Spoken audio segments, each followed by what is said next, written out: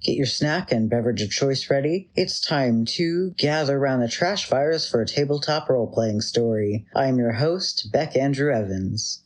My current and main running story for this podcast is the misadventures of the cohort from the Deviant, the Renegades chronicle I've been playing in since early 2021, and I play Geri. For those of you unfamiliar with Deviant, it's a TTRPG about people who were formerly human, but were irreparably changed in traumatic ways to the point their very souls broke and they became something other. They seek vengeance on those who made them, those who hunt them, and those who seek to exploit them for what they are and will never leave them be. As such, this podcast will feature heavy themes and content throughout. There's an overall content warning for language, violence, criminality, homelessness, substance use, human experimentation, cults and religious extremism, mentioned torture, kidnapping, implied incest and incest-related comments, and abusive relationships. On episodes where there's a new content warning or a particularly notable instance of one of these, I'll call it out. Hope y'all enjoy hearing about my cohort's antics and stumbling headfirst into the mysteries of the world as much as I have.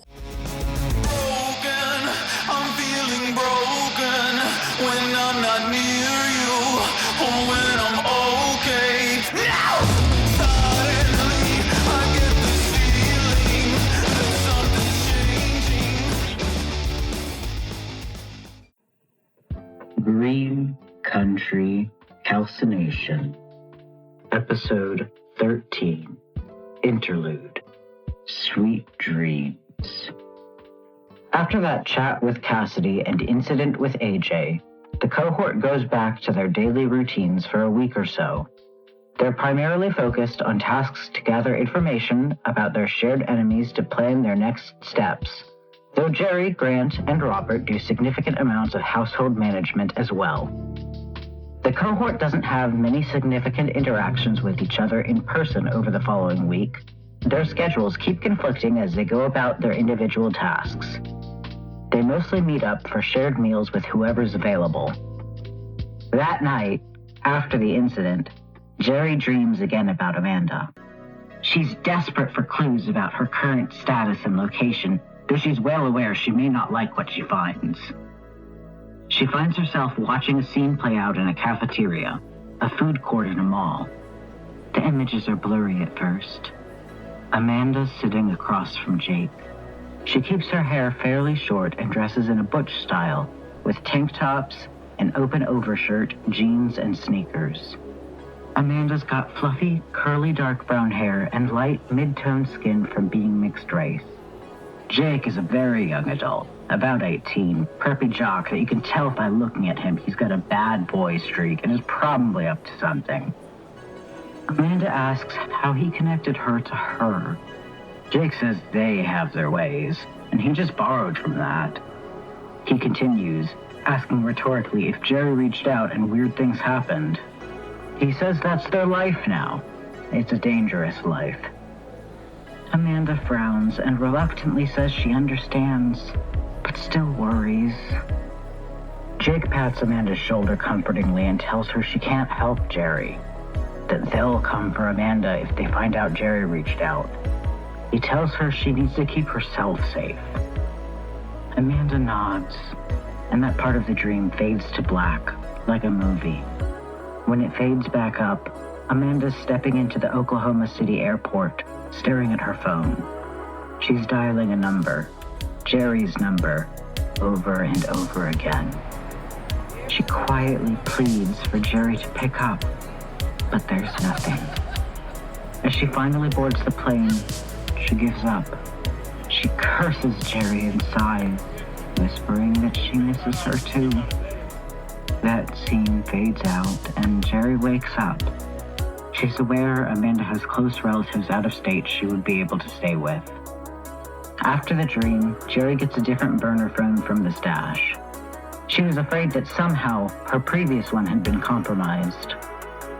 She again leaves the cabin to make the call, and this time, at an odd hour, she knows Amanda isn't likely to answer. As she hopes, Amanda doesn't, so she leaves a voicemail. She doesn't introduce herself, just starts speaking. Hey, I know this is weird. Let me know if you're safe. Or don't, I guess. I'm not going to use this number for anything else. Just don't trust Jake. Or anyone else working with the church. I got a way to communicate privately for sure if you want, but I'm not going to freak you out again. I'm sorry about the call. I just couldn't bear for you to not believe me, even though this shit's pretty unbelievable. Otherwise, I guess let me know if you need help. I'll try to stay far enough away you won't get caught up in anything, at least until it's over. I still love you. Bye. She goes home and marks the phone with a red stripe of Sharpie so she won't use it for anything but contacting Amanda. And then cries alone. AJ doesn't come to the group dinners. In fact, he's hardly present at all most of the week. He's gone most of the day and returns late in the night like a delinquent teen. It's obvious he's still around, at least at odd hours, though, because there's plenty of frozen pizza and burrito wrappers in and near the trash can, and he's eating any leftover meals set aside for him. And, as always, there's the strange garage noises. At the next grocery run, Geri picks up some pool noodles, though the cohort doesn't have a pool. She sneaks into the garage to leave them anonymously among Zeus's things in the hopes he'll surely find a use for them, and maybe AJ will lighten up a little. Geri wants to help Maddie, but finds she doesn't know how to research the connections between charismatic virtues, inner circle, and Casca Hall. That way they'll know, during the meetup with Father Philip, if his information is good, or if he's off base because he's either lying or also in the dark. She has a very weak educational background, to put it lightly, and can barely use computers. She settles on using Astral Travel to cast a wide net for hints on the connections others with better research skills can follow up on. Geri dreams of snippets of the memorial for the dead teenagers. The timeline's all garbled and unclear.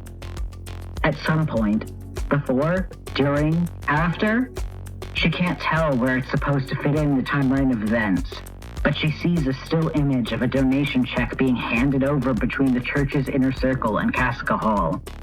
It's unclear which direction it's being passed. She also can't tell specifically which members are holding the check, only adding to her confusion. She wakes up with more questions than answers. The cohort notice a bizarre story in the news. It's running on the second page of the paper sold in the Park Shopping Center and throughout Pryor. It talks about a teenage prank the locals believe is being perpetrated by some ballsy high schooler who's been impersonating vending machine owners around town. All the machines that get hit end up having all their Skittles and M&Ms stolen, as well as about $50 cash each. There's not usually anything else missing. Another night, Geri decides to dream spy on Camille to see what she's up to and get some clues on her progress and her plans. Geri finds herself floating in a dark meeting room, granting her a bird's eye view. A number of people Geri doesn't recognize sit silently around the meeting table, with most of their features obscured by the dark. However, Geri can make out there's an older woman with graying hair between an elderly gentleman and a very dour-looking Gabriel Werner. Geri pays closer attention to Gabe's expression and finds just a hint of smugness he's hiding very well, but mostly the dour annoyance. The cause of his annoyance is giving the presentation up front. Camille Mason is smugly referencing the still shots of the cohort's minivan speeding out of Robert's neighborhood. She pauses what she was saying and glances up to the ceiling where Dream Geri is observing. She tells Geri, bold, but not enough. Her eyes flash. Before she gets tossed out of the dream to wakefulness in the middle of the night, Geri catches the slightest smirk from Gabe. Grant continues throughout the week his normal habit of making an extensive network of deadly traps through the cabin property. It's a whole lot of physical labor, but it keeps him occupied. He also continues his normal habit of meditating in the morning with his coffee, reflecting about the circumstances, and thinking about Sophie. On a whim, at some point during the week, Geri attempts to reconnect with telepathy to Beth to check on the status of the moved ward, but fails that time. She manages to get a sense that Beth is still alive, but no more than that. Geri induces a fourth dream this week. This time, she's helping AJ like she promised she would. She's trying to uncover details of his conditioning she's unlikely to uncover other ways, especially with AJ's conditioning being a secret. Her dream is simple, and for once, peaceful. She dreams of hearing a simple, hummed lullaby. Soft, repetitive, and comforting. There's nothing malicious here. No tests, no sense of training or commands. It's only a gentle lullaby to soothe a child. Geri wakes up dazed and very groggy. AJ makes a polite request to the others that their next outing should be checking on his mother. He needs to make sure she's okay, given everything that's gone on. He's arranging an outing to a public place to meet her, the local planetarium. He has a new gadget he's finishing up for the mission. The others agreed to help. Geri writes in the dream journal reporting to assure that AJ's conditioning was really just a benign, loving lullaby. There was nothing malicious about it and no commands attached. AJ thanks Geri and is very relieved. Madison, having access to the journal as well, and not being present for the entire debacle with conditioning before, innocently asks what Geri means about AJ's conditioning. She's very concerned. Geri refuses to explain over the journal. AJ agrees that since it's going to be a discussion that needs a lot of weed. This does nothing to ease Maddie's concerns. In fact, the opposite. She's kind of freaking out as the dream journals become pretty derailed. Late in the week, among all the normal loud noises from the garage, there's a cackle and a loud AJ shriek demanding to know, why did you put them there? During the week, Madison receives an email while she's out of the cabin doing her computer stuff. She handwrites it down in her cutesy, curly script and hangs it on the fridge for the cohort. It says, "Hey Maddie, tell your friend Geri that Amanda is safe, although she spooked her real good sending thoughts into her head. Luckily for you all, I gave a number to people I was able to figure out the church knew were close to y'all, so I can get them out of their sight if you all endanger them getting too close. I can't bargain for indefinite freedom for them all. Stay safe, Jake." Later in the week, AJ leaves a handwritten reply on the bottom of the page in marker that says, "Douchey McDouche nozzle is sus AF."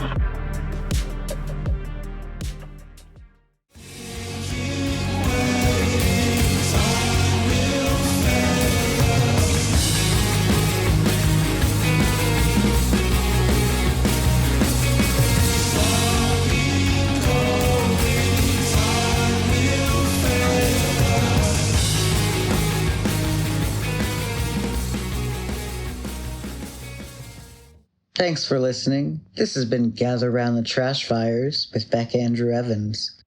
Please subscribe to this podcast for future updates and leave a review or comment. I'd love to hear what you think.